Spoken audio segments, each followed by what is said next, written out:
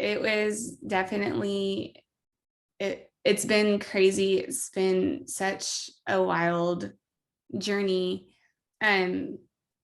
But there's a weird like sense of like gratefulness and thankfulness. Just because we've gotten time that, we didn't know we were going to have with him. Yeah. We, I mean, at that point, like when he was so sick, we didn't know, like there were times we didn't think we would see him again. And so I think it definitely makes you more thankful for the time you have with to get to make more memories and do things. So it's been a journey, but one that I wouldn't wish on anybody, but now that we've walked it, I wouldn't trade it either. Yeah.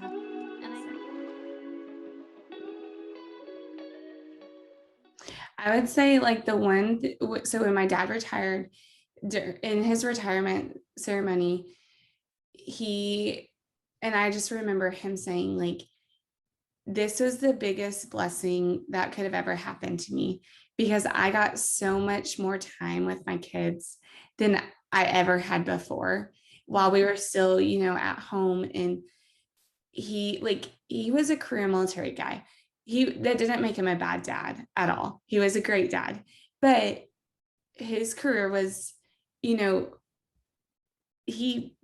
spent a lot of nights working. He spent a lot of mornings getting up early and going to work. And he was there as much as he could, and he was there when he could be, but he worked long hours. He was deployed.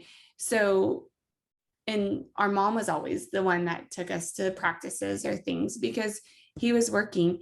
And the injury made him present. He was there because he didn't have to work long hours anymore. And we got so many more memories and time together and things that we wouldn't have had he still been a career military man, like working long hours. So I would say like there was so much extra time that we got with him that just was such a blessing, that I wouldn't trade for anything.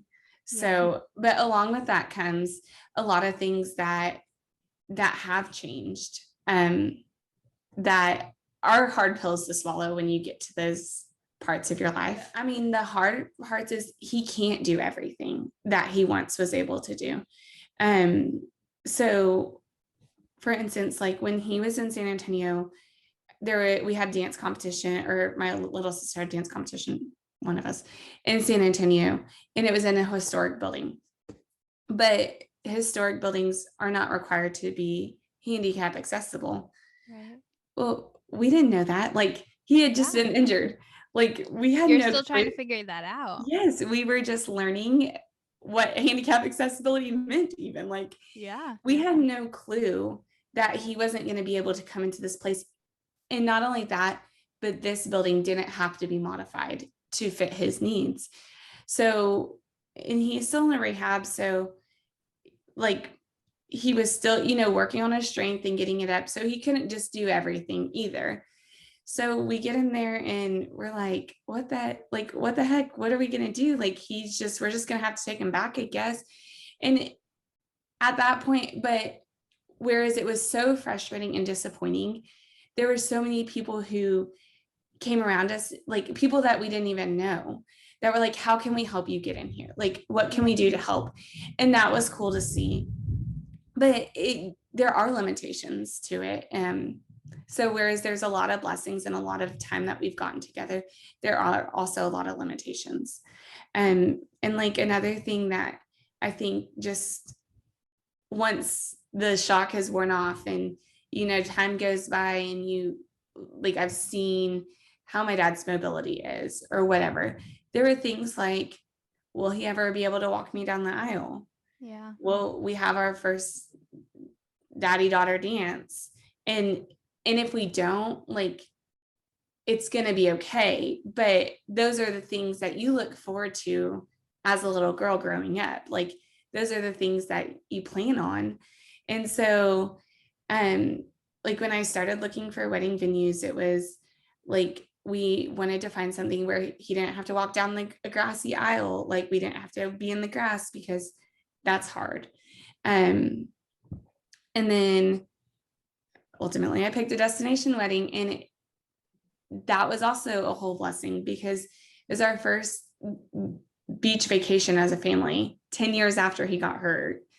And it was so cool because we went, he's always sent us on the beach vacations. He stays back, but we went and he enjoyed himself, and we got him to participate and do things and go out on a sailboat and like things that he's always just said like, oh, I can't do, we got him to do it. And then come wedding day, like he walked me down the aisle.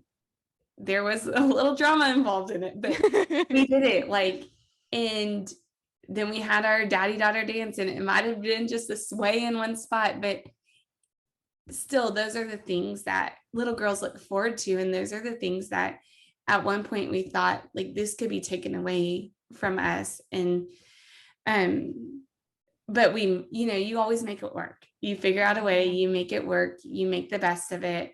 And that's what we did. And it ends up being so much more of a blessing than it could have been before. It's way more special after the fact, but you figure out ways to make it work, I feel like. Yeah.